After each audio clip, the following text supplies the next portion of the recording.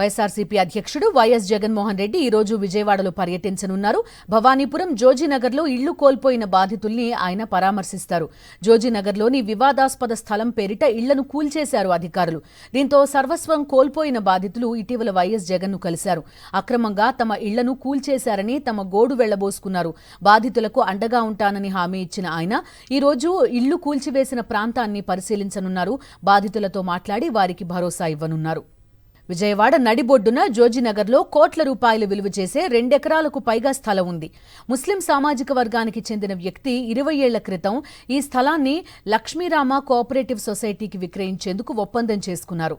రిజిస్ట్రేషన్కు ముందుకు రాకపోవడంతో కొంతకాలానికి ఆ స్థలాన్ని మరో వ్యక్తికి విక్రయించారు.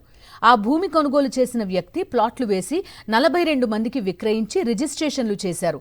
ఇందులో కార్పొరేషన్ నుంచి ఇళ్ల నిర్మాణం కోసం అవసరమైన అనుమతులు, విద్యుత్, తాగునీటి కనెక్షన్లు తీసుకున్నారు. బ్యాంకు నుంచి రుణాలు పొంది ఇళ్లు నిర్మించుకున్నారు.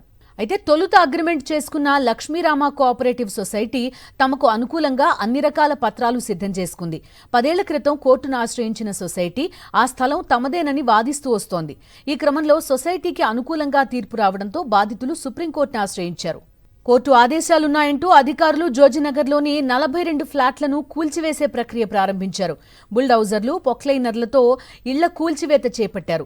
25 ఏళ్లుగా ఇక్కడే నివాసం ఉంటున్న తమ ఇళ్లను ఎలా కూల్చేస్తారని బాధితులు అడ్డుకున్నారు. తాము న్యాయస్థానాన్ని ఆశ్రయించామని, సుప్రీంకోర్టు తీర్పు వచ్చే వరకు ఆగాలని వేడుకున్నా వినిపించుకోలేదు. ఓవైపు కూల్చివేతలు కొనసాగుతుండగానే సుప్రీంకోర్టు కూల్చివేతలపై స్టే ఇచ్చింది. బాధితులు ఈ విషయాన్ని అధికారులు, పోలీసుల దృష్టికి తీసుకెళ్లినా పట్టించుకోలేదు. ఫిజికల్ ఆర్డర్స్ లేకుండా ఏం చేయలేమని కూల్చివేతలు కొనసాగించారు. సుప్రీంకోర్టు ఆర్డర్కి సంబంధించిన వీడియో చూపించినా కూల్చివేతలు ఆపలేదని బాధితులు ఆగ్రహం వ్యక్తం చేశారు.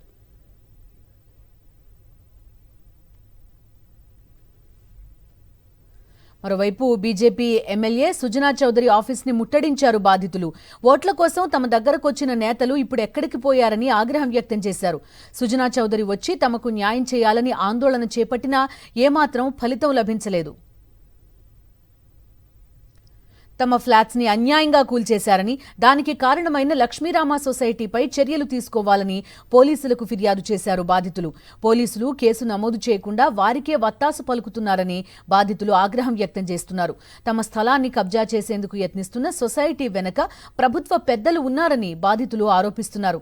స్థానిక ఎంపీ, ఎమ్మెల్యే సహకారంతోనే 200 మంది పోలీసులు రౌడీల్లా వచ్చి తమ ఇళ్లను కూల్చివేశారని మండిపడుతున్నారు బాధితులు.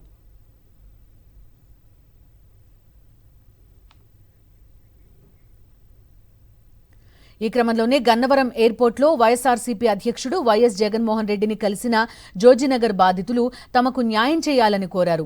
ఆ తర్వాత తాడేపల్లిలోని ఆయన కార్యాలయానికి వెళ్లి తమ గోడు వెళ్లబోసుకున్నారు. స్పందించిన వైఎస్ జగన్ త్వరలోనే జోజీనగర్ వస్తానని హామీ ఇచ్చారు. ఈ క్రమంలోనే ఈ రోజు కూల్చివేతల ప్రాంతానికి వెళ్లనున్న జగన్ బాధితుల కష్టాలు తెలుసుకోనున్నారు.